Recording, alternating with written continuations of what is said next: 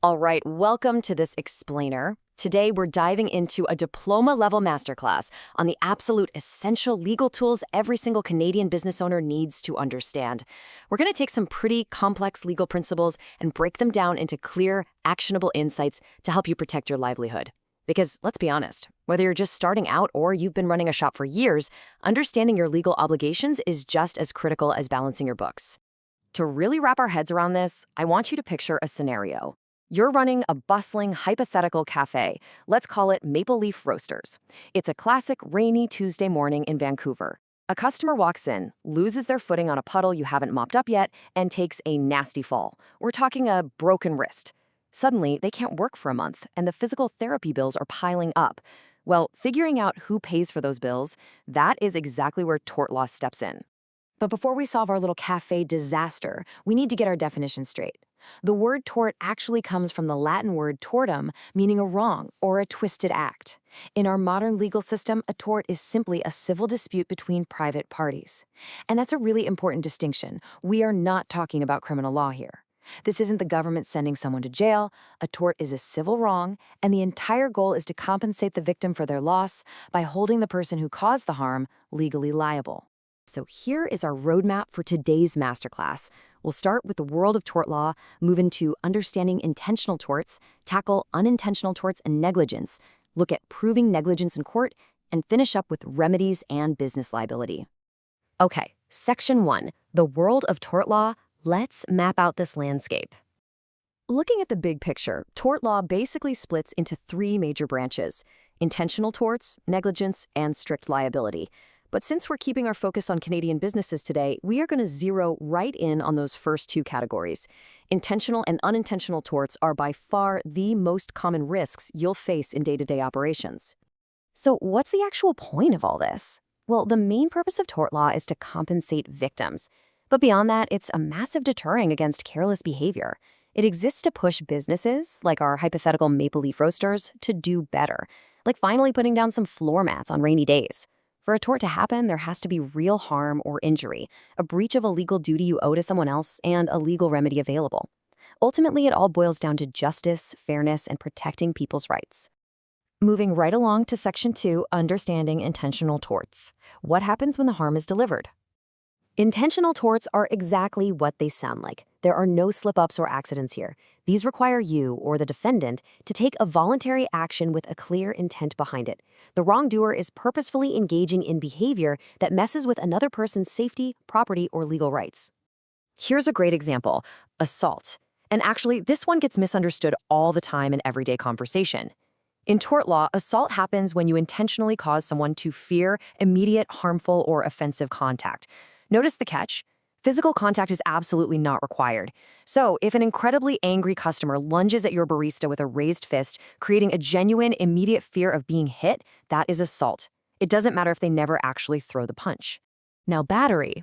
That is the follow-through. Battery is the intentional, harmful, or offensive physical contact that happens without consent. So if that exact same angry customer actually slaps the barista, or maybe throws a heavy coffee mug that hits them, boom. That physical touching means they've just crossed the line from assault right into battery. If we put them side by side, the distinction is crystal clear. Assault is all about the threat, the creation of fear, with zero physical contact necessary. Battery is the physical contact itself. Now, in the real world, these two usually happen at the exact same time, but legally speaking, they are two totally distinct wrongs. And there are quite a few other intentional torts that can be huge landmines for business. Think about false imprisonment. If your store security guard aggressively locks a suspected shoplifter in a back office without real justification, you could be facing a major lawsuit. Or defamation. If a rival cafe goes online and publishes a bunch of malicious, fake rumors saying your coffee beans are toxic, that's libel, a written form of defamation. But keep in mind, the law isn't totally one-sided. You do have defenses. You can fight back against intentional tort claims if you can prove you had the person's consent, if you were acting in reasonable self-defense, or if it was an absolute necessity during an emergency. All right, on to Section 3, unintentional torts and negligence. This is the big one. We are talking about negligence, the single most common risk for a business. Negligence is defined as the failure to exercise the level of care that a reasonable person would exercise under similar circumstances. There is no malice here, no secret plot to hurt anyone. It's just harm that happens because of carelessness, inattention, or just failing to be responsible. A classic, everyday example, a property owner failing to clean up a slippery floor. Let's put them head-to-head just to really lock the concept in. While intentional torts are purposeful wrongdoings, like the customer throwing the mug, negligence is purely about careless conduct. There is zero intent to harm. It's just a failure to use reasonable care. And honestly, that failure is the root cause behind most car accidents, medical malpractice cases, and standard business liability claims. Which brings us to Section 4, proving negligence in court. A customer can't just walk into a courtroom, point a finger, and demand a check, right? To actually win a negligence claim, they have to clear 4 very specific hurdles in order: duty of care, breach of that duty, causation, and actual damages. And here is the kicker.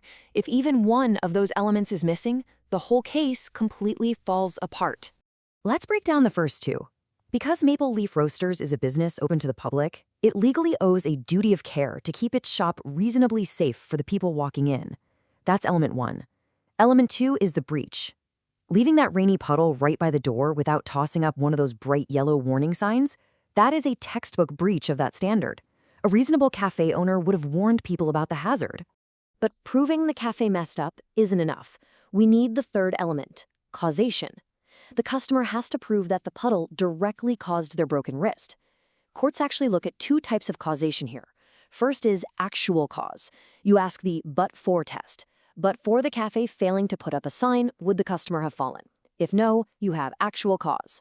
Then they also have to prove proximate cause, meaning the injury was a reasonably foreseeable result. And yeah, slipping and breaking a wrist on an unmarked wet floor is absolutely a foreseeable consequence. But hey, as a business owner, you aren't completely defenseless here.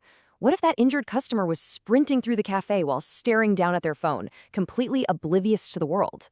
Your lawyers would definitely argue contributory negligence. This means the customer partly caused their own injury by not being careful, which can massively reduce the amount of money you owe them. You could also argue assumption of risk if they knowingly did something dangerous, or illegality if they got hurt while committing a crime in your store.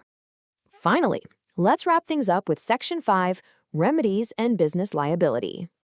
So worst case scenario, the court finds your business liable for negligence. What happens? You'll likely be ordered to provide a remedy, most commonly compensatory damages.